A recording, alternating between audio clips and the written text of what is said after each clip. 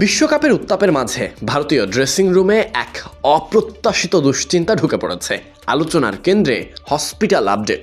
Opening জুটিকে ঘিরে যে পরিকল্পনা ছিল তা হঠাৎই যেন ধূলিসাৎ হলো। ভারত শিবিরে দুশ্চিন্তা আরও ঘনীভূত হতে শুরু করে প্রথম ম্যাচের পর পুরস্কার বিতরণী অনুষ্ঠানে অধিনায়ক সুরাইয়া কুমার যাদব যখন বললেন অভিষেক শর্মা পুরোপুরি ফিট নন তখন থেকেই। তবে তখনও গুরুত্ব পায়নি ব্যাপারটা। তবে সবশেষ পেটের সংক্রমণে হসপিটালে ভর্তি আছেন আইসিসির টি-20 র্যাঙ্কিংয়ের শীর্ষ এই ব্যাটসম্যান। ভারতীয় গণমাধ্যমগুলোর রিপোর্টে উঠে এসেছে গত 2 দিন ধরে দিল্লির একটি বেসরকারি হসপিটালে ভর্তি আছেন অভিষেক শর্মা। সমস্যার ধরন নিশ্চিত করতে বেশ কয়েকটি পরীক্ষাও করা হয়েছে। বুধবার ছাড়া পাবেন কিনা সেটাও এখনও নিশ্চিত নয়। বোর্ডের একটি সূত্র পিটিআইকে আবার বলেছে বর্তমান পরিস্থিতিতে নামিবিয়ার বিপক্ষে বৃহস্পতিবারের ম্যাচে তার খেলা প্রায় অনিশ্চিত।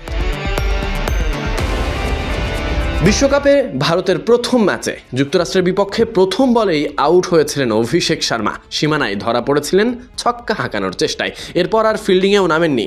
ম্যাচ শেষে সহকারী কোচ রায়ান টেন ডাস্কেটে জানিয়েছিলেন তিনি পেটের সমস্যায় ভুগছেন এবং দ্রুত সেরে উঠবেন বলেই আশা করা হচ্ছে। কিন্তু পরিস্থিতি যে এত দূর গড়াবে তাকে হসপিটালে ভর্তি হতে হবে তা ঘুণাক্ষরেও টের পাওয়া যায়নি।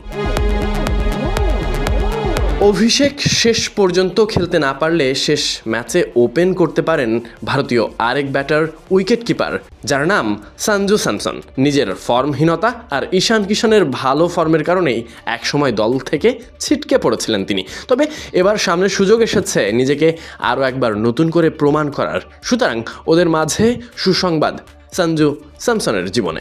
একই সাথে আরও এক স্বস্তির খবরও আছে ভারতের জন্য। জ্বর কাটিয়ে অনুশীলনে ফিরেছেন জসপ্রীত বুমরা।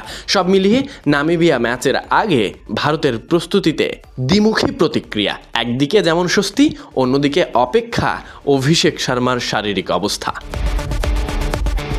Sadiq Ahmed Sunny, BD ক্রিক time.